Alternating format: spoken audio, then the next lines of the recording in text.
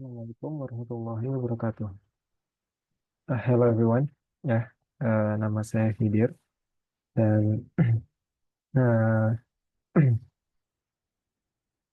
saya dari jurusan Sistem Teknologi Informasi di Cakrawala University. Video ini dibuat untuk menyelesaikan tugas mata kuliah Object Oriented Programming, yaitu adalah tugas tersebut merupakan analisis study case yang diberikan di pertemuan kelima. Oke, mungkin langsung saja kita masuk ke latar belakang studi case yang udah di saya buat. Nah, eh, latar belakang dari aplikasi transportku berawal dari kota cerdas. Ya, saya akan menjelaskan latar belakangnya dulu. Eh, apa sih kota cerdas itu? Yaitu kota metropolitan dengan 2,5 juta penduduk yang mengalami pertumbuhan pesat. Dalam 10 tahun terakhir, jumlah penduduk naik hampir 40%. Namun, infrastruktur transportasi tidak ikut berkembang, menyebabkan kemacetan parah rata-rata 2,5 jam per hari, polusi udara tinggi, penggunaan transportasi umum yang rendah, hanya 23%.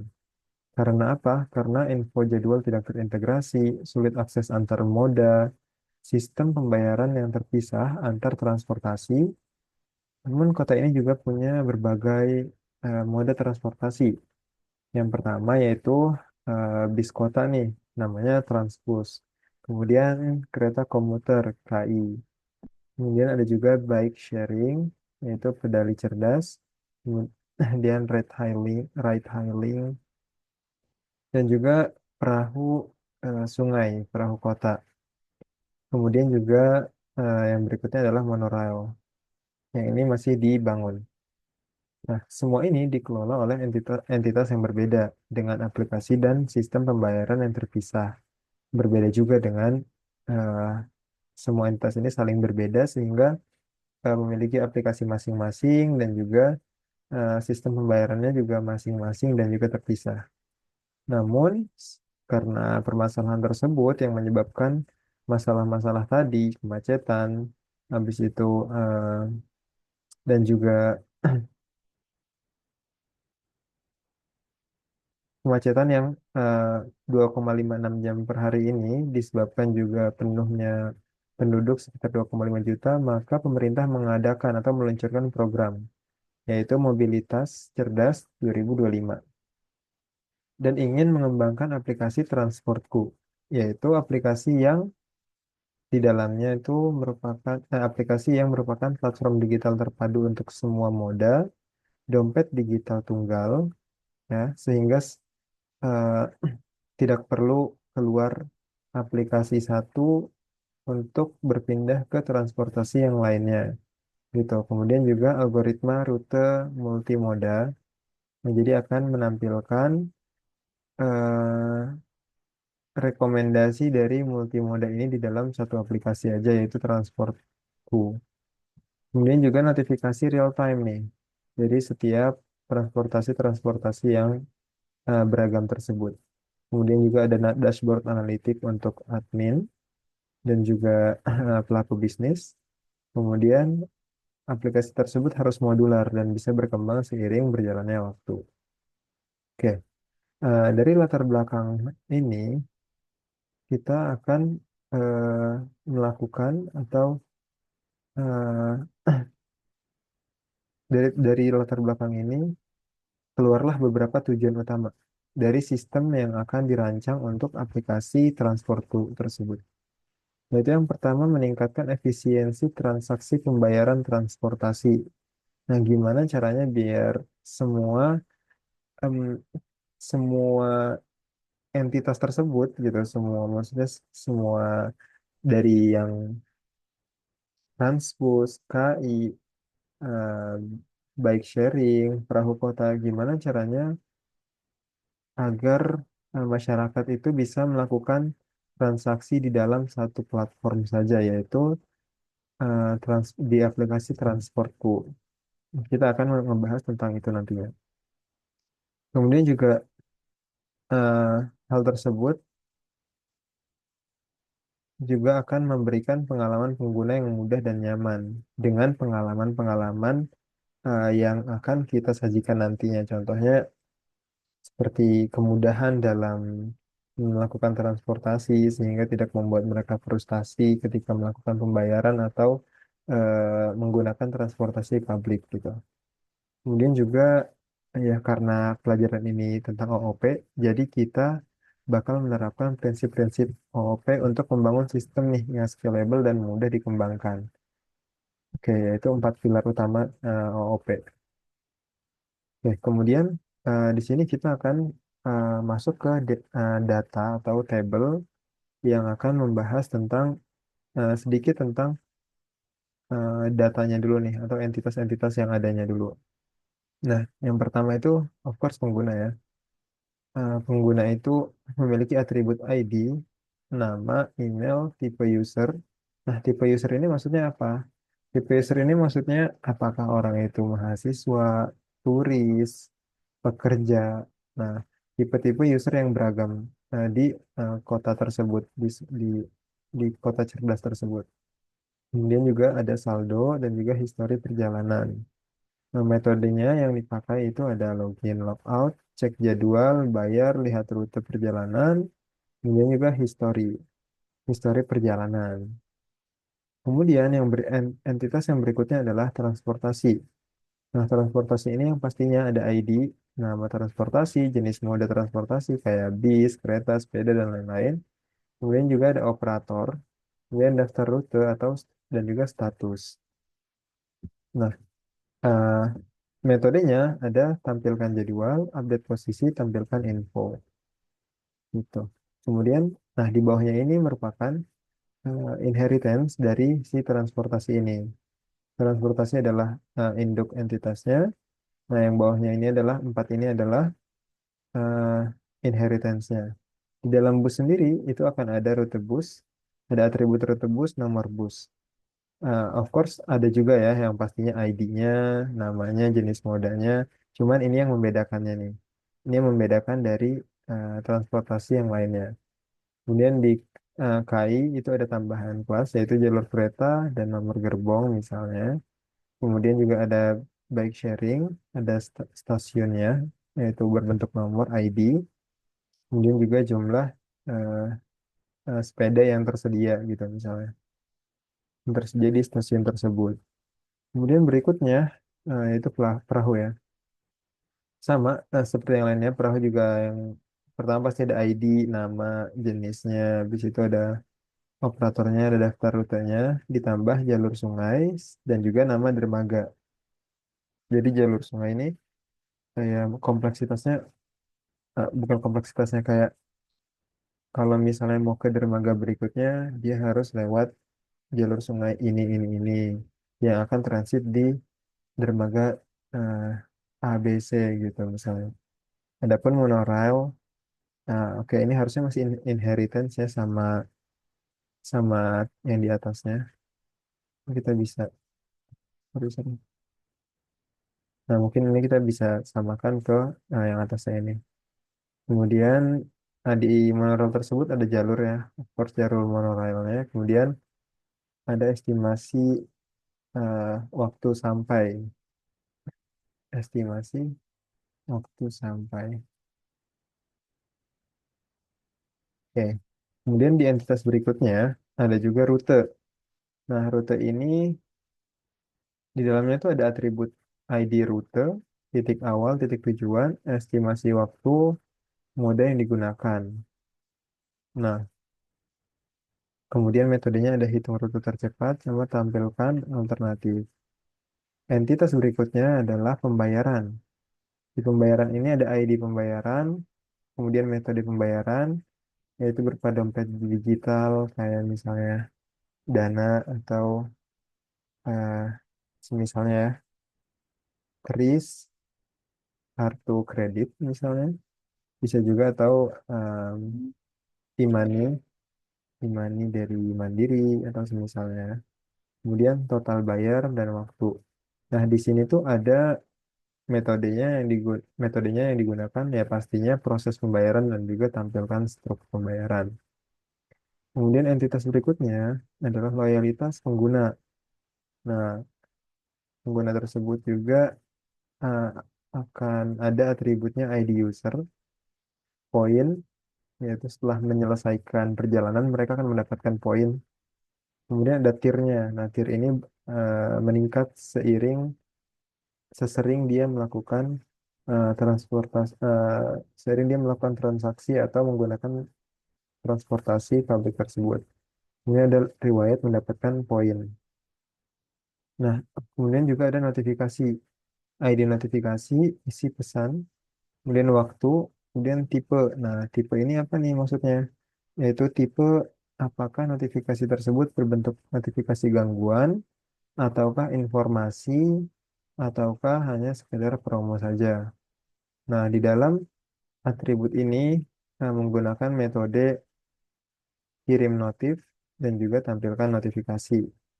Kemudian di entitas admin atau petugas ada ID admin, nama adminnya, kemudian role dia sebagai apa, kemudian hak aksesnya kemana saja gitu. Adapun metode yang digunakan adalah login, kelola data moda, dan juga update status moda. Oke, sampai di sini eh, ini adalah tabel entitas yang akan kita jelaskan nantinya di dalam eh, diagram. Oke, kita next ke diagram. Oke, maybe we gonna start with this diagram dari user dulu. User ini punya ID, yaitu berbentuk eh, integer, which is itu angka.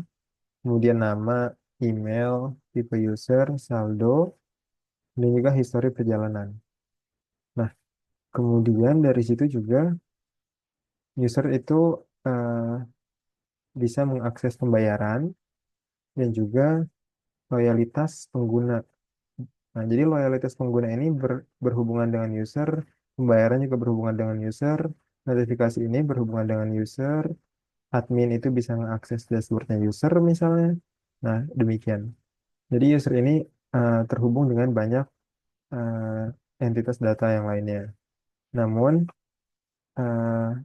user tidak bisa mengakses ke admin. Ya, adapun admin bisa mengakses ke user. Kemudian setelah itu, nah, ada layanan transportasi yang juga bisa diakses langsung oleh user. Jadi user dan pembayaran ini dia terintegrasi satu sama lain ya. Sehingga layanan transportasi ini bisa eh, terintegrasi dengan pembayaran di mana hal tersebut akan apa ya, memudahkan pembayaran si user agar tidak ada perbedaan gitu antara transportasi satu dan lain antara jenis transportasi satu dan lainnya. Kemudian juga perjalanan. Di perjalanan ini eh, hanya terintegrasi dengan layanan transportasi, bukan dengan user. Jadi dia ini hanya sebagai informasi ya, informasi ketika si user ini menggunakan layanan transportasi. Ya. Adapun transportasi ini memiliki inheritance, yaitu ada perahu dengan demikian dengan atributnya dan juga bike sharing tentang atributnya seperti ini juga kereta dan juga bis dengan atau dengan ya metode-metodenya juga dan juga ada monorail. Nah, empat pilar utama yaitu yang diimplementasikan di diagram ini itu berupa encapsulation, inheritance, polymorphism, dan juga abstraction. Nah, kami menerapkan ini untuk memastikan sistem modular, mudah dikelola dan scalable. Yang pertama itu contohnya nih pembungkusan, yaitu di encapsulation. Setiap entitas seperti pengguna, pembayaran dan transportasi memiliki atribut dan metode yang dibungkus dalam kelasnya masing-masing.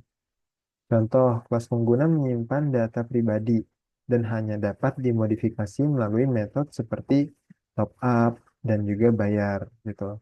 Misalnya kelas pengguna yang menyimpan data pribadi seperti saldo ya di sini maksudnya yang bisa diubah dengan metode top up dan bayar gitu. Kemudian yang kedua itu ada inheritance. Inheritance ini eh, pewaris ya, yaitu terdapat kelas induk yang tadi udah di-mention di table. Ya ini induknya ya transportasi, layanan transportasi. Nah, yang memiliki subkelas seperti bis, kereta, MRT, dan semisalnya gitu. Semua moda transportasi mewarisi properti dasar seperti rute, waktu, dan harga. Nah, di sini, di situ ada kesamaan ya di antara para anak-anak ini, para inheritance ini, yaitu ada tarif. Semuanya itu pasti ada tarif. Nah, semua itu juga ada ID layanan. Cuman yang membedakan memang mungkin di perahu itu dermaga, di sepeda itu stasiun, di kereta mungkin itu jadi jalur kereta gitu. Di bus itu menjadi rute bus. Nomor bus juga ada kode gerbongnya juga.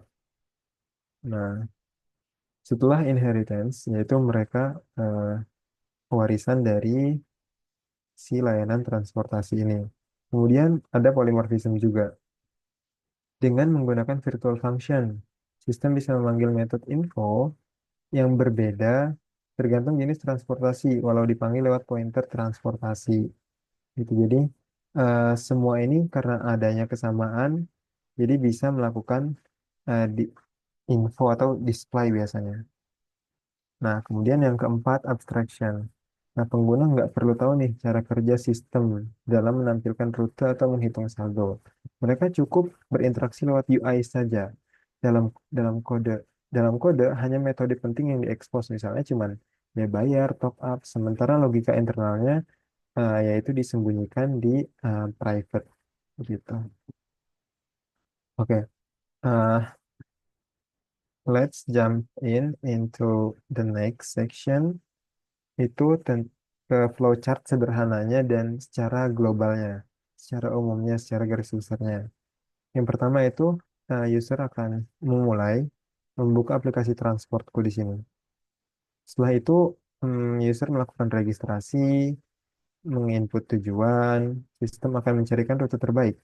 Setelah mendapatkan rute terbaik, sistem menampilkan rute dan moda transportasi rekomendasi. Kemudian pilih rutenya yang diinginkan. Maksudnya di sini kenapa ada pilih rute di di daerah sini? Karena eh, user bisa rekomendasinya itu bisa yang pertama tercepat, yang kedua itu sesuai dengan apa yang user mau gitu. Misalnya user harus transit dulu nih di salah satu station. Nah, itu kan otomatis dia bisa nge-custom sendiri si usernya ini mau kemana. Setelah setelah nge-custom, baru melakukan pembayaran ya. Apakah saldonya cukup nih di walletnya di aplikasi itu? Oh, rupanya nggak cukup. Ya udah dia harus top up saldo. Kemudian setelah itu dia melakukan setelah cukup dia melakukan pembayaran. Oke, kemudian setelah melakukan pembayaran dia naik transportasi misalnya bis, transit bisa juga dia transit misalnya dia mau transit ya ke moda lain bisa juga scan QR misalnya kereta di sini ya. Kemudian dia naik kereta tiba di tujuan. Setelah tiba di tujuan, dia dapat notifikasi poin loyalty karena telah menyelesaikan sebuah perjalanan menggunakan layanan dari aplikasi tersebut. Kemudian N. Nah, dari sistem dan juga flow yang kita buat ini, eh, apa sih sebenarnya keuntungannya dari menerapkan OOP di sistem tersebut? Nah, keuntungannya adalah eh, sistem yang diminta, yaitu berupa modularitas, yaitu mudah menambahkan fitur baru tanpa mengganggu fitur lama. Jadi, ketika ingin me- menambahkan fitur baru, mereka tinggal, mereka nggak perlu nih mengusik kelas-kelas yang lainnya yang udah ada, melainkan hanya menambahkan beberapa function atau beberapa eh, fitur-fitur di kelas utamanya, tanpa mengubah yang lainnya, kemudian tinggal ditambah. Itu otomatis terintegrasi. Kemudian reusability. Kode seperti kelas transportasi bisa digunakan berulang-ulang ya. Contohnya ketika ada nambah misalnya jenis transportasi baru, otomatis hal tersebut akan ditambahkan ke anaknya transportasi. Ya kayak contoh tadi yang udah ada kan anaknya transportasi itu cuma sepeda, kereta, bis, perahu, kemudian sama monorail. Misalnya mau ditambah lagi nih ke transportasi yang keenam. Misalnya ada transportasi baru. Nah, itu kodenya itu bisa langsung ditaruh di bawah kelas transportasi.